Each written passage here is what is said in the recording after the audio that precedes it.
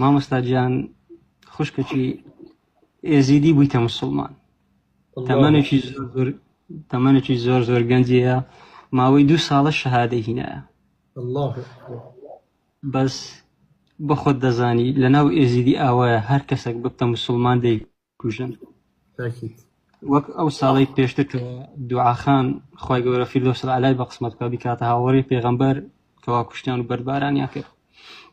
جا مامۆستا گیان پرسیارەکەوی ئەوە بوو کە ڕۆژەکانی خۆی بە هەر جۆرێک بیدەگریتن، بەس لە ماوەی ئەو 2 ساڵی تەنیا 3 جار نوێژی کردیە.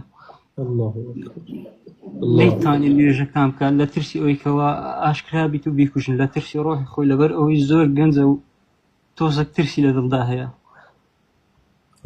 جا مامۆستا گیان پرسیاری ئەوەی هەبوو ئەمن کو نوێژەکانم بکەم، و ئەو قسەیاری زەرگ بڕ نەبوو، ئەوەی زۆر زەرگ بڕ بوو ئەوە بوو کە گوتی حەسوودیم بە کەس نەبردی هەتا ئێستا کە بە سەیرم لێ دێتن کەوا ئەو خەڵکانە موسڵمانن، توانایان هەیە نوێژی بکەن کەس ڕێگریان لێ ناکاتن، نوێژ ناکەن، هابنە حیجاب و جەماعەتەخوا دۆشم ڕێکردنەوەی وەڵامەکەی مامۆستای بگەینەوە دەستی یەکێک لەو بنێتەوە خێری دەگاتێ.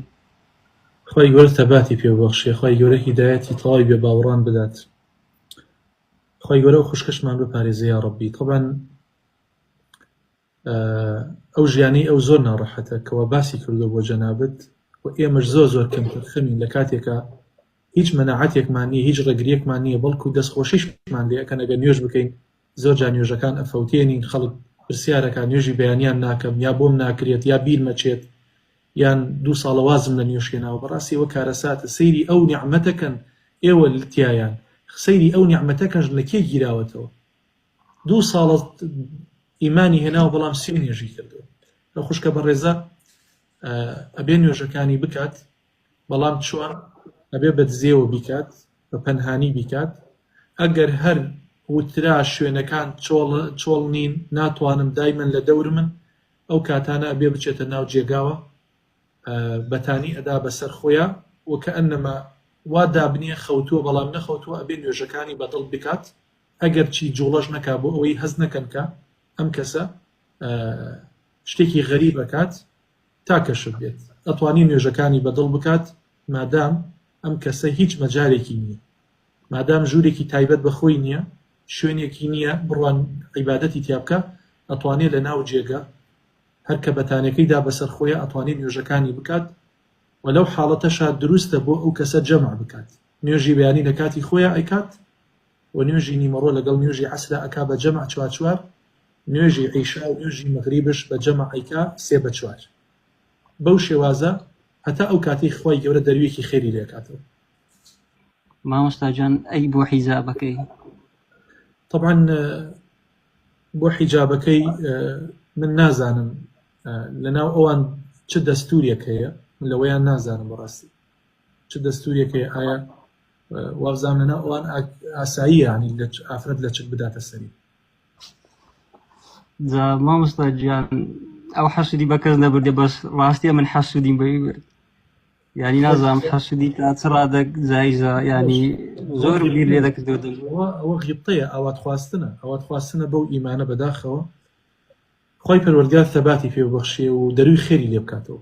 ئەڵڵا دەروی خێری لێ بکات. مامۆستا گیان دەمبوت خۆزگە من لە جێوی بام، هەتا دینەکەی خۆم کەشف کرد بە و بیان کوشتە بام، هەتا لە قیامەت کە خوای گەورە پێم دەڵێتن گەنجێتیت لە چدا سەرف کرد، بمگوتدا نیان هێر گەنجێتی بکەم لە پێناو دینەکەیت و زۆر ڕحیان لێستاندم، ینی خۆزگە لە جێگای ئەو باش.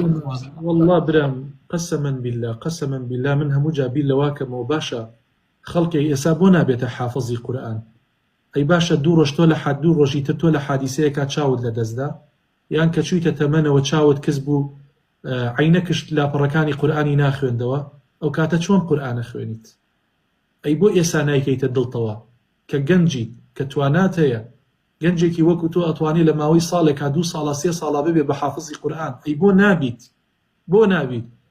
ئەم هەموو گەنجە یعنی چیەکەن؟ ئەدیتی گۆرانی ئەکەن، کلیپەکان ئەکەن، بۆچی خزمەتی قورئان ناکەن؟ خۆتان خزمەت ناکەن بە قورئان، و ژیان دەرفەتە بەڕاستی.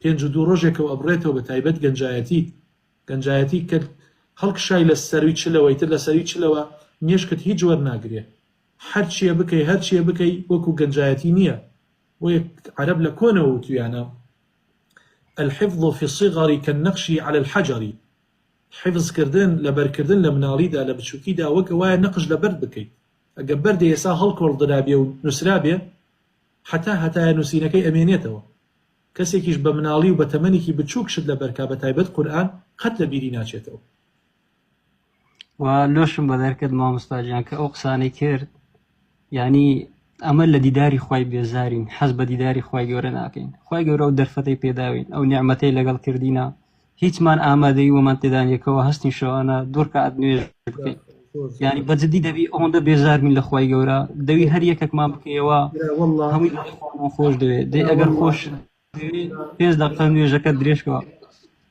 برا والله من یەکێک جارێکیان لە پەیوەندیەکا بوو ئەویش بە هەمان شێوە کەسێکی یەکێک لە دینەکانی تر بوو وتی مامۆساگیان ڕۆژانە ئەچم لە حەمامان نوێژەکەم باشە بە ناوی خۆشوەرینەوە ئەڕۆم لەیەوە نوێژەکان مەکەم نوێژەکانیشم هەمووی بەیەکەواکەم ئیتر نازانم خوا قبوڵێکە یا قبوڵی ناکات ینی بەڕاستی ئێمە لە نیعمەتی زۆر گەورەین بەڵام بەداخەوە